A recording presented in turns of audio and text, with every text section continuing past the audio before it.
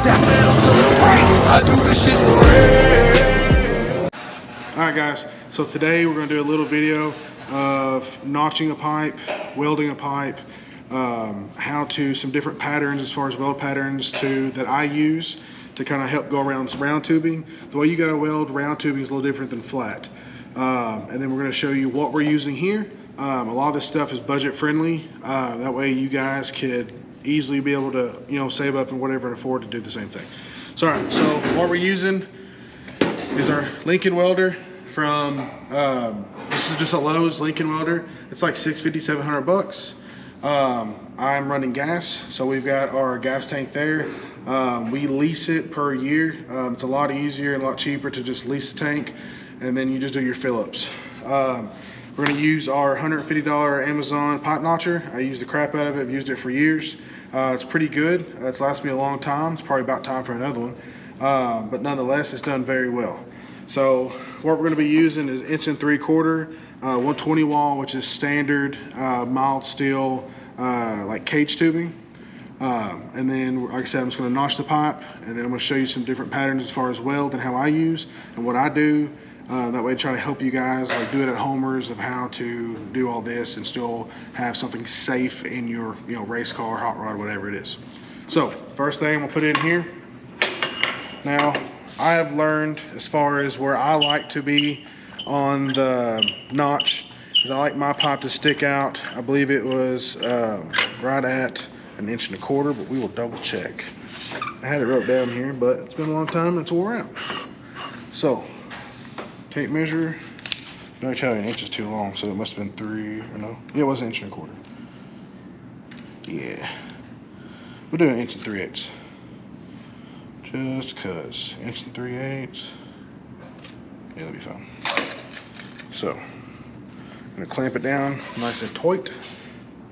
All right, so it pivots here on the other side.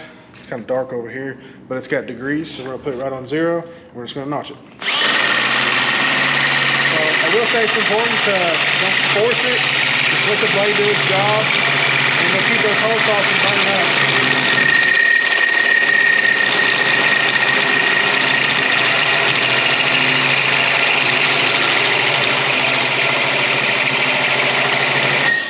All right, so what I was saying, if you couldn't hear me, is that I don't like to force the blades. It's real easy to burn up these hole saw bits. This hole saw bit here is just, I believe it's a 2 inch from, yeah, it's a Hercules, so it's from Harbor Freight. So nothing real fancy going on right here. So with 1.5 inch, that's what the pie cut or the notch looks like. Okay, so now, I didn't get set up totally for this video, but get old, dusty. We're gonna take this extension cord, we're gonna yank it over here. So this is the Bauer portable bandsaw and the Hercules bandsaw adapter to make it like a chop saw. Works pretty good, ain't really got no complaints on it. So we're just gonna chop this at any given point.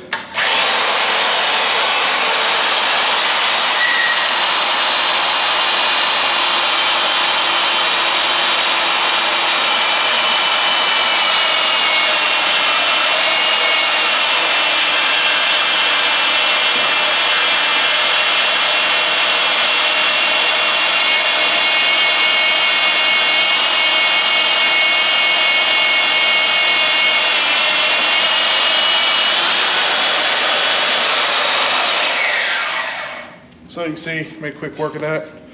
Nice clean cut, looks pretty good. All right, so now that we got our pipe cut, we got it notched.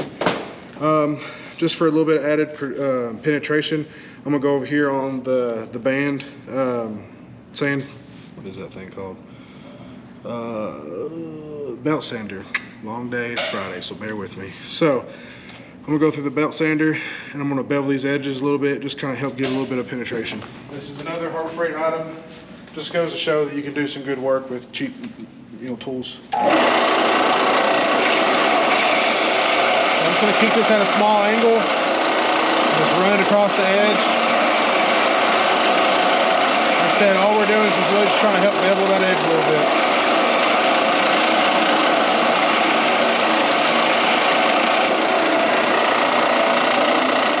Nothing crazy. We don't have a real aggressive sander on there, but just a little bit. And it also just cleans up the edge. Now we got 2 pieces of steel, just for Mr. Jason Brenniger calling me the dirty welder. I'm going to wipe off. So when you buy your tubing, a lot of times it has like a little thin coating of oil, and it's literally, you can weld through it, but to try to help make sure you've got a clean weld, you wipe it off. That coating is actually supposed to be a rust preventive, so we're just going to get all that off. Like I said, brake cleaner and a rag, you'll be all right. Biggest thing is don't put a bunch on a rag, because ask me how I know, but you get this on your hands and you go to MIG weld and a spark comes up, and next thing you know, you're looking like a Marvel character. So piece of pipe, boom, there we go. So as far as patterns go, I'm gonna run a J hook. First thing I'm gonna do, so what you do is you just come down. It's almost like you're preheating your metal, and then you hook into it. And then you come down, you preheat your metal, and then you hook into it. The J hook works very well with, even just mainly with the cheap welder, because you're not able to throw as much temperature in it from like a big 220 welder. That welder there is 110. You can hook up to any outlet at the house. So you can get this job done at the house.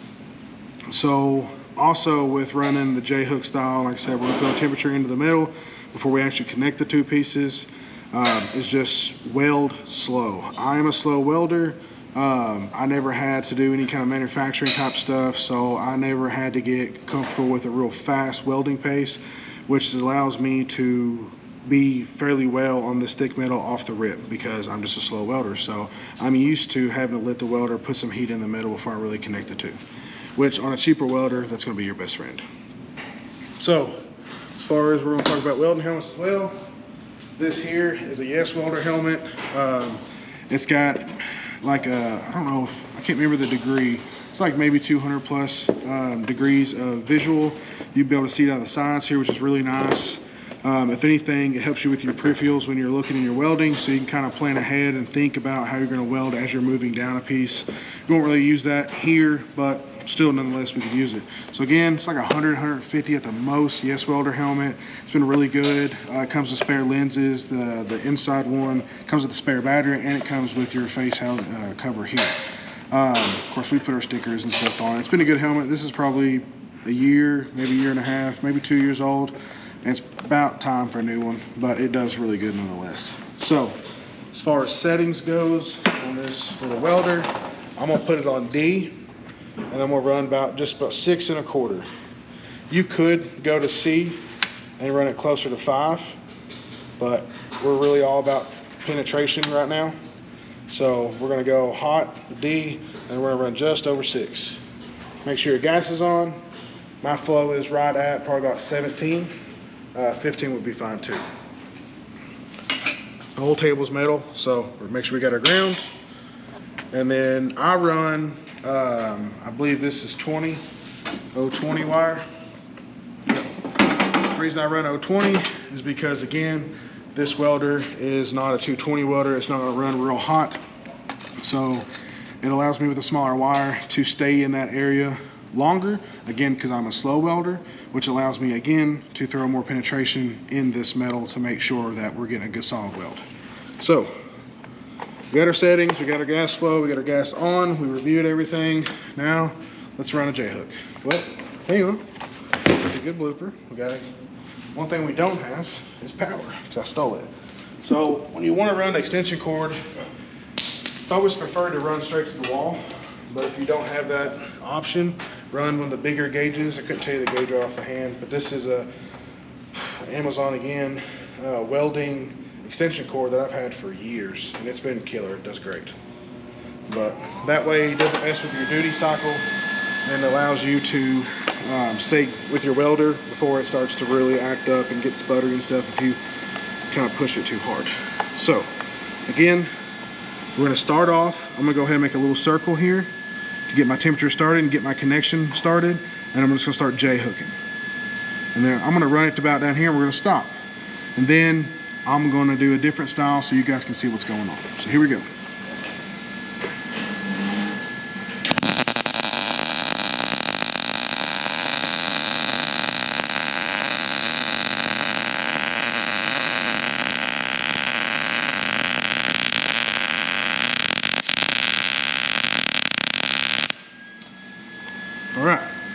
So that's what a J hook looks like. Get some pretty good penetration. You see a lot of temperature going around. Nice smooth looking weld. So again, I started my circle, and then I come down, and I come back up and J in. And then I go down, come back in and J in. If anything, I use this guy's little template. So circle, come down, preheating my metal, J'd in. Preheating my metal, J'd in. With preheating, just going to again help with the penetration. All right, so now we're going to do just the basic C pattern. So it's just like half moons. So we're just going to moon it and just keep on mooning it, and we're going to be able to see what the two different patterns look like.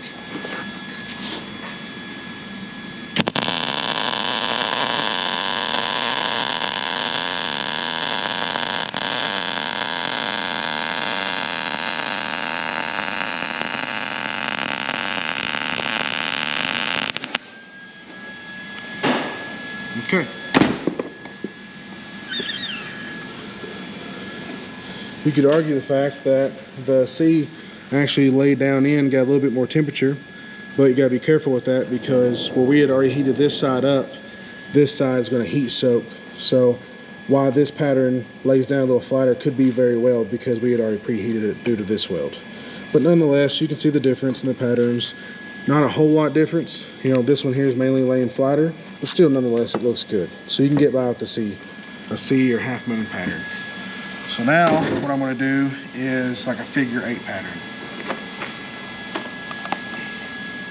So with a figure 8, many don't know, I'm going to start my circle to get my connection going, and then I'm just literally going to make a figure 8. This isn't a pattern that I would recommend on tubing, but we'll see what it looks like.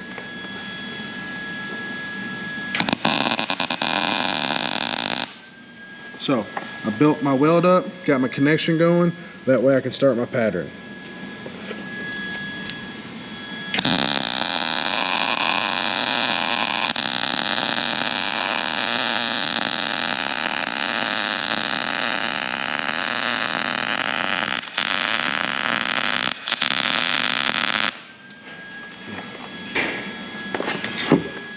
So that looks pretty good.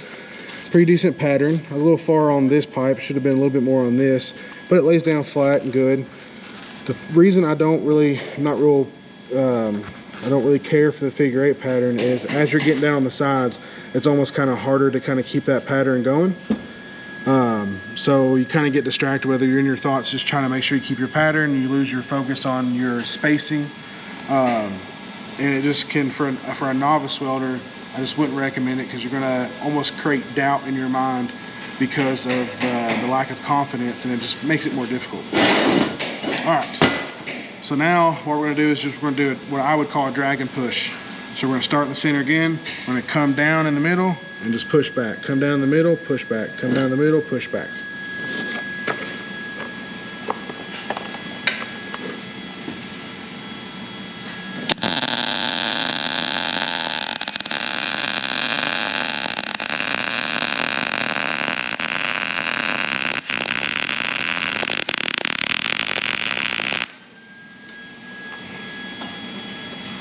Go ahead and cut the welder off.